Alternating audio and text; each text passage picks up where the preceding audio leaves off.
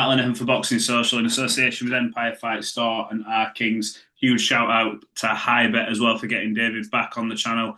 David, look, I appreciate you joining us again. It's the second time in the space of a few days. Look, let's just jump right into it. We saw a destructive performance from Moses Itauma at the weekend. How impressed are you, someone who's been there and you've climbed that mountain before, you've had the rise up, become heavyweight world champion. He's still got a way to go, but it looks promising, doesn't it? Yeah, he's got a way to go, but even if he stays exactly as he is, that might be good enough. It seems that's crazy to say, but yeah, very, very impressed with how he rose to the occasion and continued his knockout spree. Did anything at all surprise you about what happened, or was it a case of what? I think I was surprised at how powerful his short punches were. You know, I've seen him sort of knock people out moving backwards, which showed he's got quite good sort of balance and timing. But when he was offensively letting his shots go, he wasn't winding them up. And it was they were very technical. They looked like the whole biomechanics looked perfect. Yeah, it looks like he's been getting tuned. Ben's been tuning them up in the background, and he's finally let him off the leash. It's great. Well, now that he has been let off the leash, we were speaking to Gareth Davis earlier, and we were saying, where do you really go? Because Francis Warren were asked about Usyk, and he goes, you know, we could do like, Yeah. why not, kind of thing. Are you in that camp as well, as in I'm exactly the same camp. In an ideal world, he'd have some tough 10 rounders where he's got to dig deep, but who's going to give him those? Those fights aren't out there. You know, when Mike Tyson broke on the scene, he went from way worse opponents than Itauma was fighting to then becoming the heavyweight champion of the world all of a sudden, just out of nowhere. And they said it. They've been saying it in the past. It's kind of a Mike Tyson thing. And in the back of my mind, I was saying, yeah. That's what they say. Whenever there's a young heavyweight, that's what they say. And then all of a sudden, he is proving to the world that he is what everyone says he is. I keep hearing the name Jermaine Franklin because they believe they'll get rounds with him, but in the same token, Dillian Whyte beat Jermaine Franklin. So is it a case of does he take a step down in class? What are you going to learn beating someone up who's worse than the guy you just knocked out in one round without taking one punch? It's a waste of time.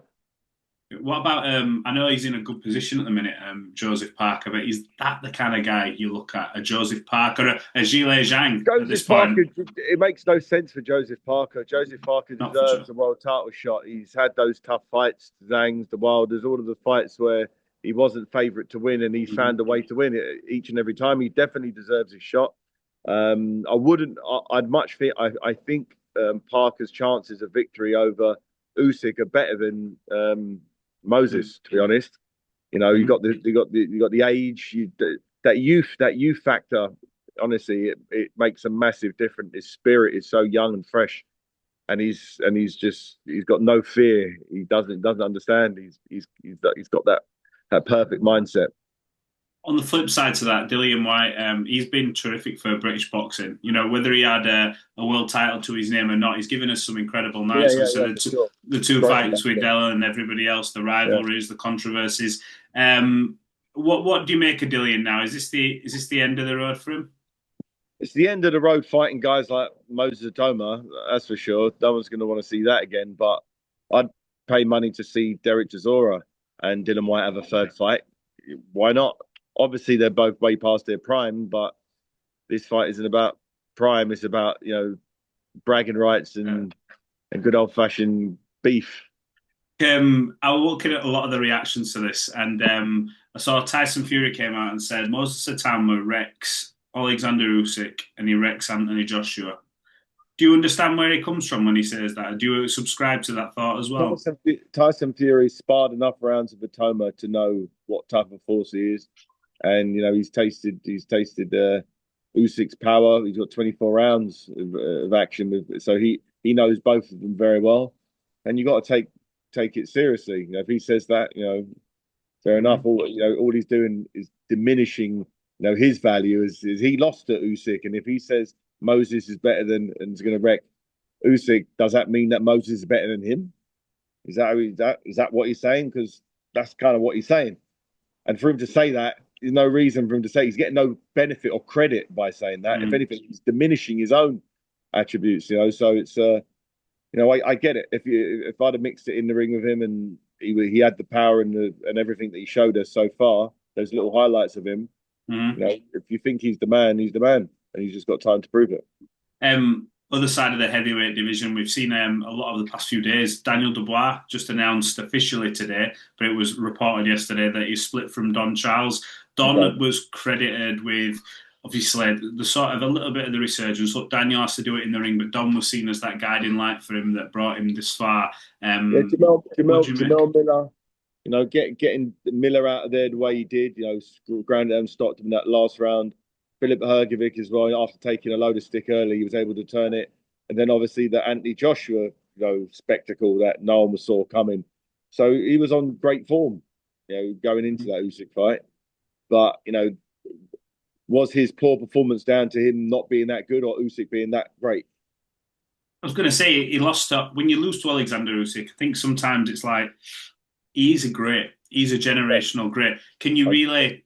Is there something going on in the background there where you go, that's maybe the reason, rather than the actual loss to Usyk? Because anyone Yeah, can lose to Usyk, can't they? yeah. I don't think there's any version of reality where Dubois on that night would have had enough to deal with what was in front of him. He had no success whatsoever. He just got Mm. roasted in there, and it was just like it was a level thing. In the first fight, it showed what the class difference. Usyk was able to, outside of the controversial low blow, it was all Usyk, and Mm-hmm. he wasn't really going through the gears there. He was just kind of just willing Mm-hmm. to grind him down and stop him 8, 9 rounds, whatever. And that's exactly what he did. But this time around, I think Dubois was in the best shape of his life. I think he looked his pace was great. His output was good. He did everything he physically could do, but he just didn't have the blueprint. He didn't know what he was doing in there with Usyk because Usyk was just levels above. But that doesn't mean that version of Dubois isn't good enough to mix it with all the other heavyweights. That doesn't just because you've been beat by Usyk doesn't mean you're terrible. And just because you've been knocked out by Itauma in a round, don't mean it's completely over. I'm sure Dillian's got a couple more fights for the fans if he wants to continue doing it. If he wants to do it, I'll be there watching and supporting for sure. Absolutely. David, look, I appreciate you giving us some of your time. Shout out to Highbet once again. You've jumped on, obviously, short notice. And look, fingers crossed we can catch up again in the future. I really appreciate it. Pleasure, mate. Catch you soon.